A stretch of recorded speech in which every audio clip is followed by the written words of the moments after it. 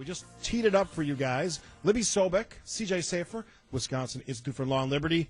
School choice. I've been very passionate about parents deserve options. This is one of the best ways to do that. There was a big rally yesterday in Madison. Tell me about it.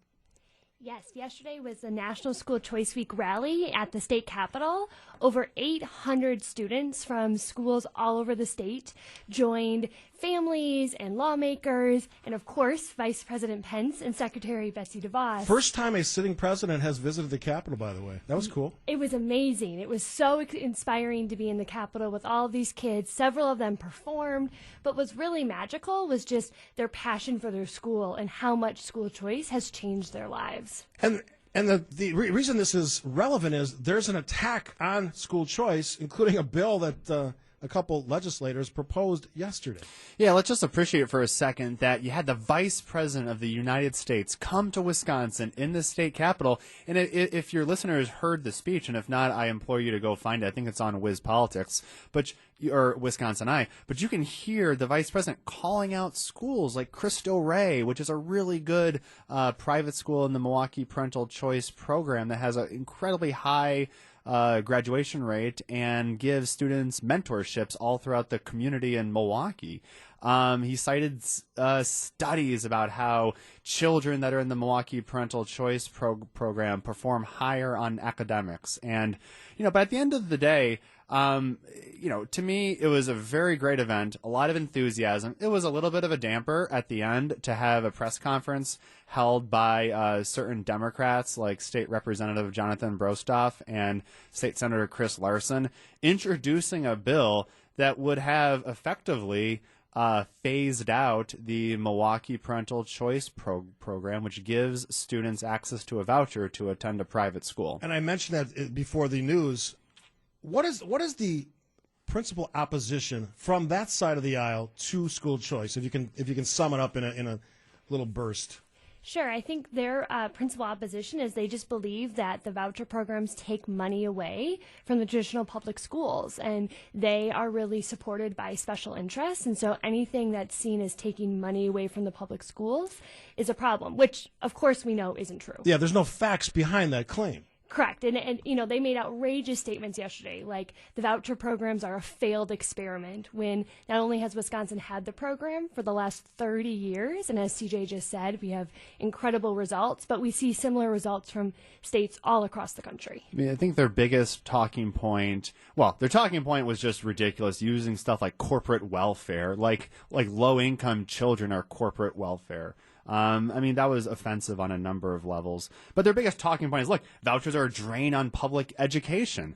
We dispute that on two levels. One is that actually, if you look at the numbers, a student on a voucher is worth less from a finance standpoint than someone who attends Milwaukee public schools. So it's quite the opposite. The state actually saves money when a student is on a voucher than if they went to the public schools. So they're wrong there. The second thing is they're wrong in the standpoint that we shouldn't be having the mindset of funding brick and mortar buildings or funding systems. We should be in the mindset of funding kids and giving parents the options to attend the schools that work. This story points to what I've been talking about for a long time on the show. We don't look at inefficient systems and try to improve them as much as we should have when we're talking about governments. This school choice system seems to take what public schools were doing and said, we can do better. We can do better for our kids. We can do better for our parents, and make sense out of that. And maybe, just maybe, not even cost as much as you pump into the public school system, right? That's right, and we know that parents want this. They really want the options. In fact, 1 out of every 7 students in Wisconsin exercise some sort of school choice, meaning that they don't go to the school down the street. They pick a different school that's a better fit for them. And so we know that Wisconsin parents and families want school choice because they recognize that schools shouldn't be one size fit all. What was the mood in the room with the kids? I know there was, how many did you say there was? Hundreds and hundreds of kids. Over 800. So what was their mood as they're sitting there taking all this in? I mean, these are kids that are getting an opportunity, which is what life is all about, really. The best opportunity with the school choice program. What was their sense of what this was about? I would describe it as joyful. They were just so thrilled to be there. And obviously, every time we were, Vice President Pence or Secretary DeVos really said Wisconsin's the birthplace of school choice and you should be proud. You just heard cheers erupt all throughout the rotunda. Got a great text. And I don't often read text when I have guests, but this one I think directly applies. My 8th grade daughter is a choice student. She has never had less than 3.8 on a report card. Recently scored 99 on the Wisconsin Ford exam. The choice program has saved her from a failing MPS school in our neighborhood that she would have had to go to. That's real life. It's what it's all about, and that's what the rally at the Capitol was yesterday, in the sense that, like, it was just nice to strip away the, Republican and Democrats, and we can talk more about that next bit, but it was nice just to get, 700, 800 students, and just everyone, they're just happy to attend the school that they do. And quite frankly, I think from a education reform advocates standpoint, these are the best. This is the proof that we have. This is the evidence we have that school choice works. So let's take a break. We're joined by Libby Sobic and CJ Szafir from the Wisconsin Institute for Law and Liberty. We'll have a giveaway. Let's do it. Let's caller number 4 to 855-616-1620. You can win those tickets. Be nice to Jordan. After the break, you two, let's talk about what the numbers show. What's the impact, real time, real life, for students under the choice program, and the politics of this. We mentioned the Brostoff-Larson press conference. Is there any chance that school choice would be impacted by a Democratic administration in Wisconsin 30 years in? More on that after the break.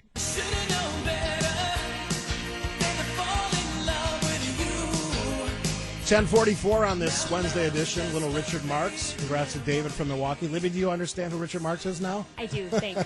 You've probably danced to one of these songs at one point in time. All right.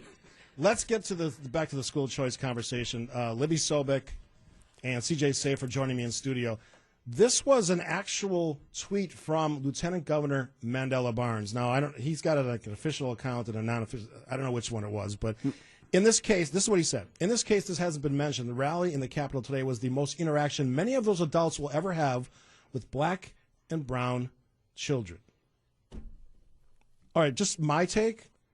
What are you saying or doing here? You are a lieutenant governor. You represent everybody in the state. First of all, I get we have parties.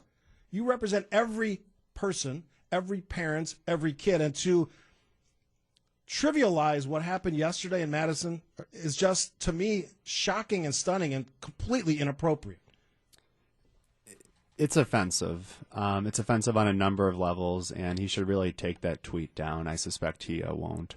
Someone in that position, I think we should demand of our lawmakers and elected officials to be good role models. And he's someone who should be looking to unite the state, not divide us. And that was a very divisive comment. I think the bigger picture is, it's actually very sad, because if you take a step back, you have, and again, let's talk politics, but number of Republicans in the room from the state legislature during the event. You had the vice president. And really, they are all advocating for policies that are proven to help low-income African-American students in Milwaukee. And the other point that the lieutenant governor is missing, there are Democrats that support school choice.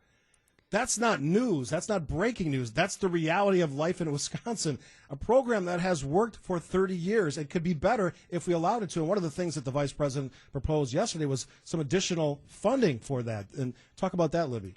Yeah, so Secretary DeVos has been working with Senator Cruz, and now President Trump has been talking a lot about these Education Freedom Act. And this would give a federal tax credit to people all across the country that could use that money to receive a scholarship to attend a school of their choice, to use it for transportation, or to participate in a program. And it's just another level of school choice and another program that allows school choice to grow in places like Wisconsin. Let's talk about the friction between public and the choice program. Is it based on facts, or is it based on trying to hang on to something, which in this case is funding? That seems to be one of the arguments.